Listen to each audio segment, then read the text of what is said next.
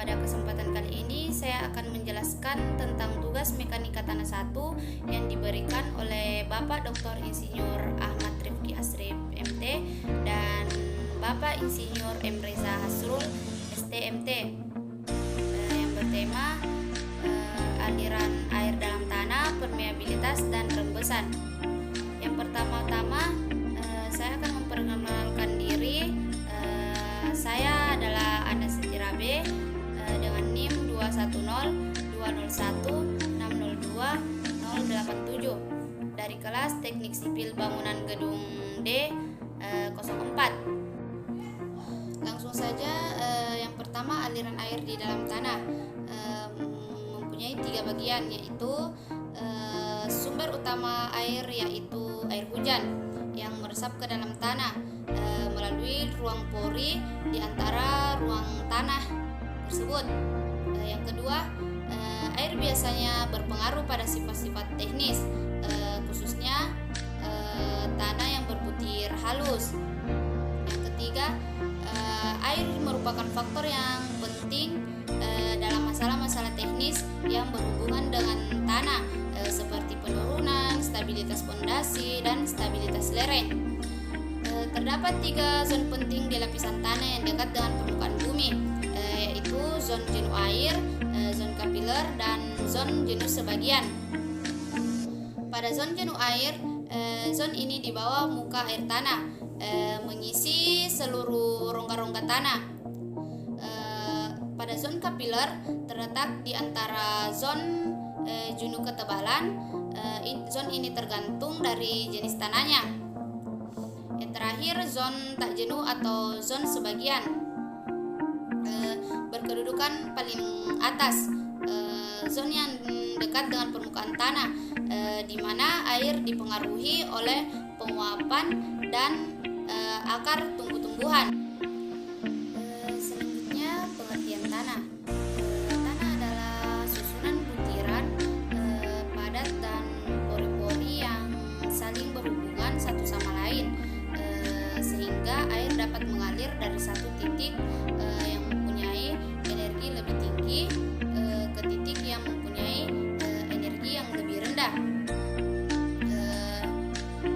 Studi mengenai aliran air melalui pori-pori tanah diperlukan dalam mekanika tanah karena sangat berguna untuk memperkirakan jumlah rembesan air yang ada di dalam tanah. Gradien hidrolik. Menurut persamaan Bernoulli, tinggi energi total pada suatu titik dalam air yang mengalir dapat dinyatakan sebagai penjumlahan dari tinggi tekanan, tinggi kecepatan, dan tinggi elevasi, atau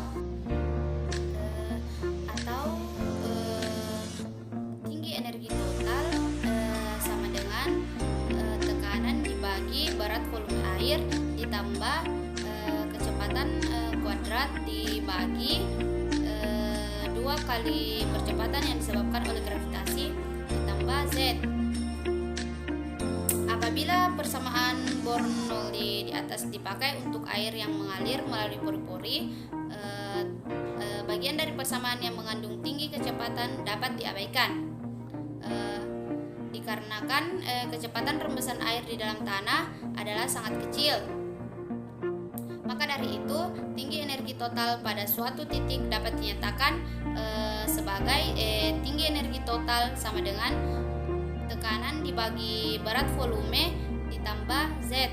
Hubungan antar tekanan, elevasi, dan tinggi energi total dari suatu aliran air di dalam tanah memiliki 3 fase, yaitu yang pertama, tabung pisometer dipasang pada titik A dan titik B. Yang kedua, ketinggian air di dalam tabung pisometer A dan B disebut sebagai muka pisometer. Yang ketiga, kehilangan energi antara 2 titik A dan B dapat dituliskan dengan persamaan sebagai berikut. Kehilangan energi AH dapat dinyatakan dalam bentuk persamaan dan dalam bentuk dimensi, seperti yang ada pada gambar di bawah, di mana I adalah gradien hidrolik dan L adalah jarak antar titik A dan B, yaitu panjang aliran air di mana kehilangan tekanan terjadi.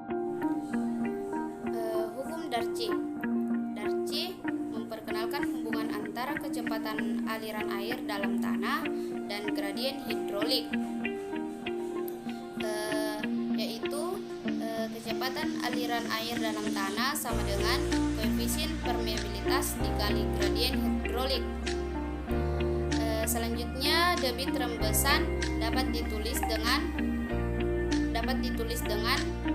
Q sama dengan koefisien permeabilitas dikali gradien hidrolik dikali luas penampang tanah, di mana pada bagian A yaitu koefisien permeabilitas atau koefisien rembesan mempunyai satuan yang sama dengan satuan kecepatan, yaitu cm per detik atau mm per detik. Yang kedua, bila berpengaruh sifat-sifat air dimasukkan, maka dengan koefisien absolut tergantung dari sifat butirannya. PW kerapatan air dengan satuan gram per cm bujur sangkar, di mana G yaitu gravitasi, cm per detik kuadrat. Pengertian permeabilitas. Permeabilitas adalah cepat lambatnya air merembes ke dalam tanah baik melalui pori makro maupun pori mikro, baik ke arah horizontal maupun vertikal. Koefisien permeabilitas tergantung pada ukuran rata-rata pori yang dipengaruhi oleh distribusi ukuran partikel, bentuk partikel, dan struktur tanah. Secara garis besar, makin kecil ukuran partikel, maka makin kecil pula ukuran pori dan makin rendah koefisien permeabilitasnya. Koefisien permeabilitas tanah bergantung pada berbagai faktor.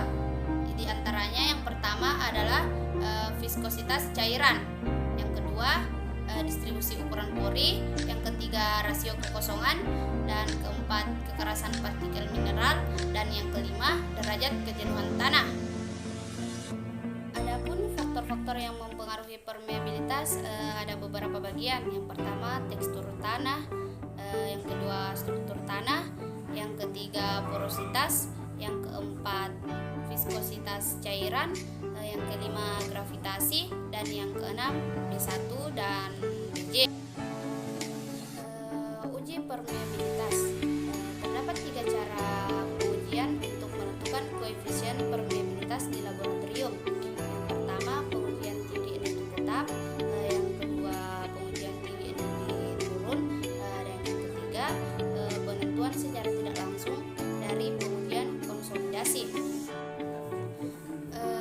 Pengujian tinggi energi tetap atau constant heat, ada beberapa hal yang harus diperhatikan. Yang pertama, pengujian constant heat cocok untuk jenis tanah granular atau berbutir. Yang kedua, prinsip pengujiannya diuji dan diletakkan di dalam silinder.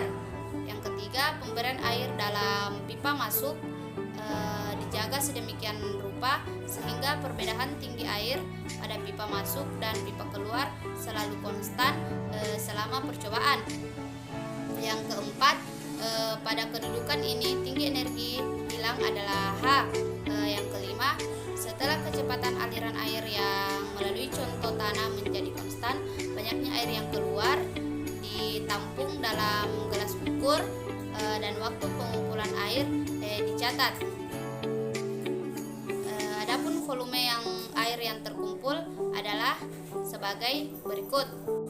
Pada pengujian tinggi energi turun ada beberapa hal yang juga harus diperhatikan, yaitu yang pertama, pengujian Fahrenheit cocok untuk jenis tanah yang berbutir halus. Yang kedua, prinsip pengujiannya diletakkan di dalam silinder. Yang ketiga, pipa pengukur didirikan di atas benda uji, kemudian air dituangkan ke dalamnya dan air dibiarkan mengalir melewati benda uji. Perbedaan tinggi air pada awal pengujian. Yang kelima, kemudian air dibiarkan mengalir melewati benda uji sampai waktu tertentu. Adapun debit air yang mengalir melalui benda uji pada waktu T dapat dirumuskan sebagai berikut pada gambar yang ada di bawah. Koefisien rembesan. Koefisien rembesan mempunyai satuan yang sama seperti kecepatan. Istilah koefisien rembesan rembesan sebagian besar digunakan oleh para ahli teknik tanah. Para ahli geologi menyebutkan sebagian konduktivitas hidrolik bila mana satuan Inggris digunakan. Koefisien rembesan dinyatakan dalam total volume dalam satuan SI. Koefisien rembesan dinyatakan dalam cm per detik dan total volume dalam cm per sangkar. Koefisien rembesan tanah adalah tergantung pada beberapa faktor, yaitu kekentalan cairan, distribusi ukuran pori, distribusi ukuran butir, angka pori, kekasaran permukaan butiran tanah, dan derajat kejauhan tanah. Pada tanah berlempang, struktur tanah memegang peran penting dalam menentukan koefisien rembesan. Faktor-faktor lain yang mempengaruhi sifat rembesan tanah lempung adalah konsentrasi ion dan ketebalan lapisan air yang menempel pada butiran lempung. Rembesan ekivalen pada tanah berlapis-lapis. Koefisien rembesan suatu tanah mungkin bervariasi menurut arah aliran yang tergantung pada perilaku tanah di lapangan. Untuk tanah yang berlapis-lapis, di mana koefisien rembesan air alirannya dalam suatu arah tertentu berubah dari lapis ke lapis, kiranya perlu ditentukan harga rembesan ekivalen untuk menyederhanakan perhitungan. Penurunan berikut ini adalah perumusan rembesan ekivalen untuk aliran air dalam arah vertikal dan horizontal yang melalui tanah berlapis-lapis dengan arah lapisan horizontal. Yang terakhir yaitu uji rembesan di lapangan dengan cara pemompaan dari sumur. Di lapangan, koefisien rembesan rata-rata searah dengan arah aliran dari suatu lapisan tanah dapat ditentukan dengan cara mengadakan uji pemompaan dari sumur. Di dalam melakukan percobaan, air dipompa keluar dari sumur uji yang mempunyai mantel silinder berlubang dengan kecepatan tetap. Beberapa sumur observasi dibuat di sekeliling sumur uji dengan jarak yang berbeda-beda. Ketinggian air di dalam sumur uji dan sumur observasi diteliti secara terus-menerus sejak pemompaan dilakukan hingga keadaan tunak tercapai. Sekian dan terima kasih. Itulah tadi sedikit penjelasan materi dari saya. Jika ada kekurangan mohon dimaafkan. Wabillahi taufiq wal hidayah. Wassalamualaikum warahmatullahi wabarakatuh.